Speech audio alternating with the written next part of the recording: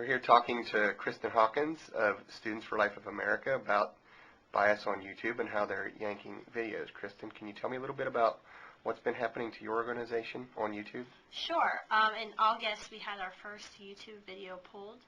It was a video about Planned Parenthood's website, takecaredownthare.org. They rejected it for inappropriate content.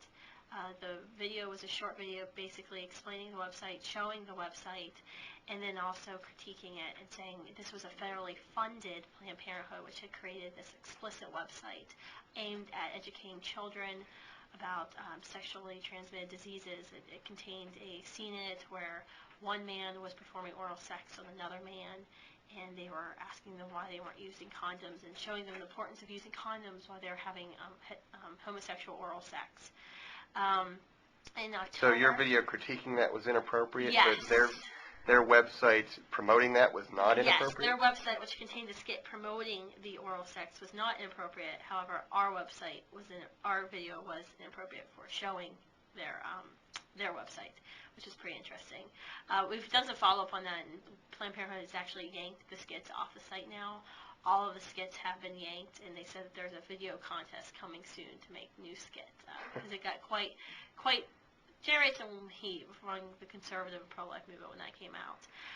We also released a video in October of a Planned Parenthood in North Carolina covering up statutory rape of a minor. A girl had went into Planned Parenthood posing as a 15-year-old, saying she had sex with her mother's older 30-something live-in boyfriend and wanted the morning after pill. This was enough to trigger the reporting requirement in the state of North Carolina that anyone who heard this in North Carolina would have to report to authorities. We followed up. Planned Parenthood did not report it. Further in the video, it shows them saying, oh, well, he can go and get you the morning after pill. We can't give it to you because you're not 18, but he can get it for you, and he can get it for you here or any local drugstore. And they also offered to get her on birth control that day, which was pretty interesting considering this girl was being raped by an older man, and they were complicit in that rape and helping his rape to continue. That was pulled. We had two videos released at the end of October of myself going into a New Jersey Planned Parenthood, a federally funded Planned Parenthood, asking them how they would abort my unborn son. In the video, the Planned Parenthood nurse tells me that they will have me deliver my son. They'll induce my labor, and that he'll die. I asked her, will he come out alive? Will he be born alive?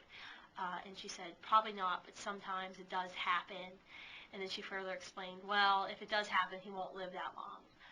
So what she explained was infanticide. She proved that infanticide is still going on.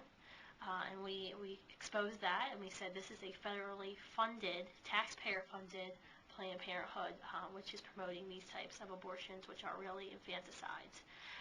Both of those videos, we had put up a more political version than one just strictly of the footage. Both of them were pulled within days of showing. So you've had 4 videos pulled within the span of a couple of months. Yes. What kind of response have you gotten to YouTube? Have you complained to them? We have tried to complain multiple times. Unfortunately, when you call them, it's a 1-800 number, so there's no one to complain to. Because at first, when we got the first video pulled in August, we couldn't figure out why they pulled it. Because every video they pull, they say it's content inappropriate. And we go to their website, you can search content inappropriate, their community service, their community rules and guidelines. Our videos don't fall into it. It's promoting hate of a group, sexual violence, just violence, nudity. Those are the types of things that are inappropriate content for YouTube. So somehow us exposing the truth is content inappropriate for YouTube. Well, yeah, it sounds to me like you guys are doing legitimate reporting about Planned Parenthood's activities. I don't understand why that would be inappropriate. No, and that's what we couldn't understand at first. Which is why we kept calling them, trying to figure out why they had rejected our videos, and we've yet to get a response from them. We didn't get an email or anything when they rejected them. It just, somebody went on our video and said, hey, your video's been banned all of a sudden. So nothing, no communication from YouTube as to why they rejected our videos. This has been happening to other pro-life groups as well, hasn't it? Especially when they're mentioning Planned Parenthood Sure. in any negative light at all, regardless Sure. of whether it's negative because they're reporting the truth about their activities. Mm-hmm. A former intern of ours, Lila Rose, had done an investigation while she was interning here. Her and a volunteer had called into Planned Parenthood posing as racist, and the volunteer offered to give money to Planned Parenthood to abort black babies. It was pretty damning information. What these development directors said over the phone. One said, "Oh, understandable," and laughed when the volunteer said, "Oh, the less black people, the better," and said just overtly racist comments to these Planned Parenthood development directors. And yet they all accepted his money. So those had been up, except I believe Lila posted them in December, and then all of a sudden all 4 of them were removed in August as well. So it's really August when I think the timeline for a lot of these Planned Parenthood videos being banned has started. And so what do you think is going on there? We think it's just Planned Parenthood volunteers, Planned Parenthood staffers going in and flagging the videos multiple times. What happens at YouTube, if you feel a video is inappropriate, you can flag it, you can say why. And then the staff at YouTube, someone on staff there has to review the video after so many flags have come in, and they make this final decision as to whether or not it's been banned. So it's being flagged by these Planned Parenthood people, and then someone at YouTube is just banning them.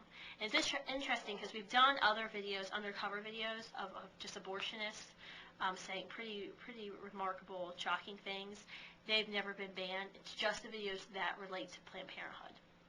And so it sounds like you've got the same kind of thing that goes on in the mainstream media, where it's moving into the new media world, where you've got this bias by commission sometimes where they're removing videos, and then bias by omission in other instances where they're not telling both sides of the story. Yeah, it's pretty sad because there's nothing we can do. We can't force YouTube to be fair. They are a private corporation. They can be as biased as they want. But, really, the Internet is the only really great place for pro-lifers and conservatives to visually get our message out besides talk radio. We don't have the print at all. So really that was a way for conservatives and pro-lifers to get our message out using sites like YouTube. So now that they started banning it, they're completely censoring and silencing the side of the argument.